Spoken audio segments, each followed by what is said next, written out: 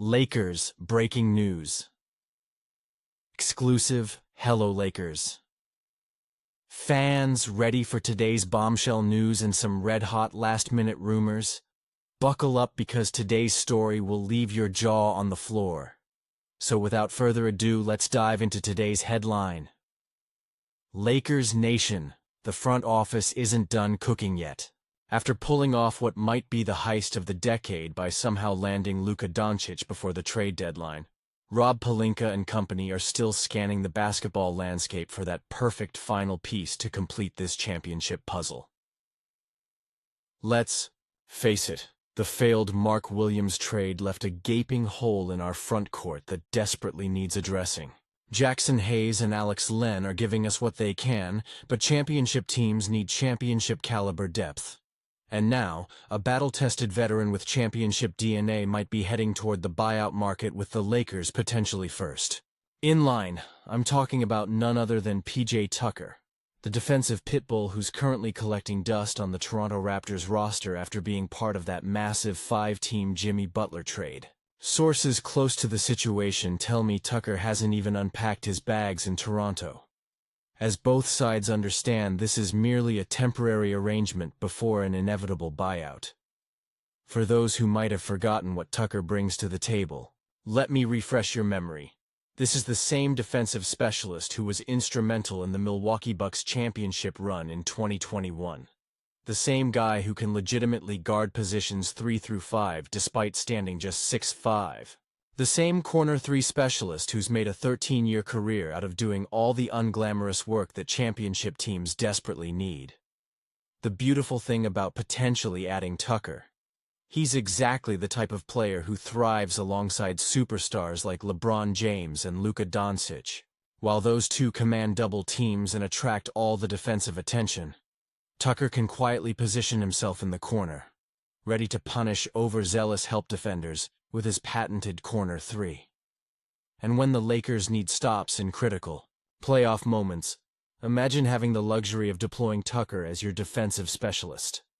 Now, I won't sugarcoat the risks here. Tucker is 39 years old and appeared in just 31 games last season. He hasn't played a single minute this campaign while waiting for a better situation. There's legitimate concern about how much gas remains in that tank. But veterans with championship experience often find ways to contribute when the bright lights of the playoffs shine. Think about what Tucker's presence could mean for our younger players too.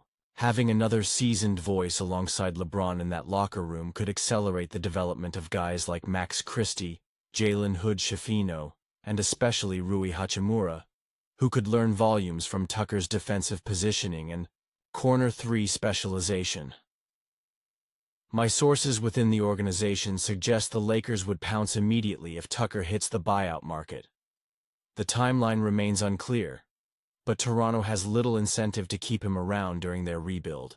The biggest question is whether Tucker will receive his buyout before the March 1st deadline for playoff eligibility, a crucial date that's rapidly approaching.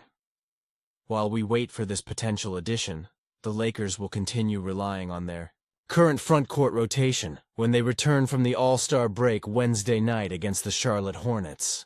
Ironically, that's the same Charlotte team that would have sent Mark Williams our way if not for those pesky medical concerns. The Lakers' pursuit of Tucker signals something important to this fan base. The front office believes this team can truly contend this season. They're not content with just making the playoffs. They're building a roster designed to navigate the treacherous Western Conference gauntlet and potentially bring banner number 18 to Los Angeles. What do you think, Lakers Nation? Would P.J. Tucker be the perfect veteran addition to solidify our front court rotation? Or should the Lakers look elsewhere for help? Is there another buyout candidate you've got your eye on? Drop your thoughts in the comments below and don't forget to subscribe to the channel for more exclusive Lakers breaking news as we charge toward the playoffs. This is your Lakers Insider signing off. Same time, same channel for all your purple and gold updates. Lakers breaking news, exclusive. Hello Lakers fans. Ready for today's bombshell news and some red-hot last-minute rumors? Buckle up because today's story will leave your jaw on the floor. So without further ado, let's dive into today's headline, ladies and gentlemen. The Lakers front office continues making chess moves while other teams are playing checkers. In what might seem like a minor transaction to casual observers, the purple and gold have officially converted Jordan Goodwin's two-way contract to a standard NBA deal. A move that speaks volumes about what the coaching staff thinks of this diamond they've uncovered from the G League. Let's rewind for a moment. When the Lakers pulled off the blockbuster trade sending Anthony Davis, Max Christie, and a future first-rounder to Dallas for Luka Doncic, it created some immediate roster holes that needed filling. Most notably, the team suddenly found themselves short on backup guard depth, a critical weakness for any squad with championship aspirations. Enter Jordan Goodwin, the 26-year-old Bulldog standing 6'4" and weighing in at 214 pounds, who's been absolutely lighting it up since his call-up from the South Bay Lakers. This isn't your typical G League call-up, folks. We're talking about a player who has seamlessly transitioned to the NBA level with production that demands attention. The numbers don't lie. 6.4 points, 3.9 rebounds, 1.4 assists, and 1.2 steals in just over 20 minutes per game. But what's truly eye-popping are those shooting percentages. 47% from the field, and a sizzling 41.3% from downtown. For context, that three-point percentage would rank him among the elite shooters in the entire league over a full season. But statistics only tell part of the Goodwin story. What doesn't show up in the box score is his relentless defensive intensity, his willingness to dive for loose balls, and the physical toughness he brings to a second unit that desperately needed some grit. Darvin Ham has repeatedly praised Goodwin's basketball IQ and ability to impact winning beyond scoring.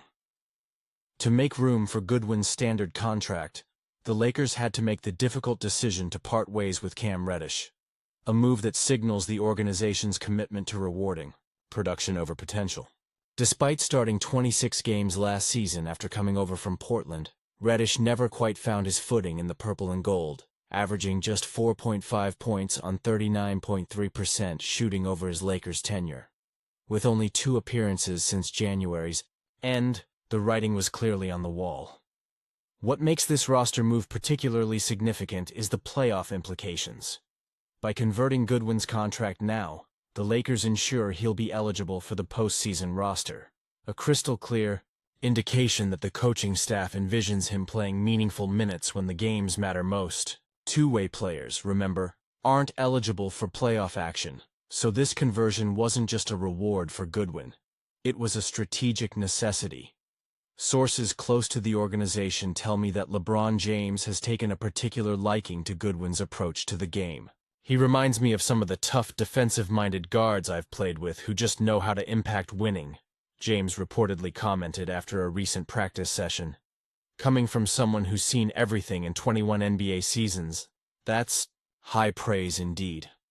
The Goodwin conversion might also signal something larger brewing in Lakerland, a shift toward prioritizing two-way players who can contribute on both ends rather than specialists who excel in one area but become liabilities elsewhere.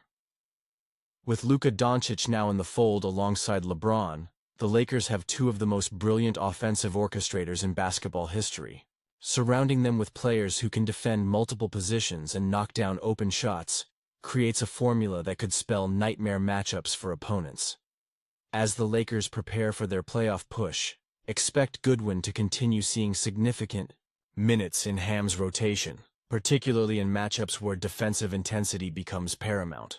His ability to guard positions 1 to 3 gives the coaching staff valuable flexibility when constructing lineups around the James-Doncic tandem. What do you think, Lakers Nation? Was converting Goodwin the right move? Will he become a key playoff contributor? Or do you think the Lakers should have held onto Reddish for his theoretical upside? Drop your hottest takes in the comments below, and don't forget to subscribe to the channel for more exclusive Lakers breaking news as we charge toward the playoffs. This is your Lakers Insider signing off. Same time, same channel for all your purple and gold updates.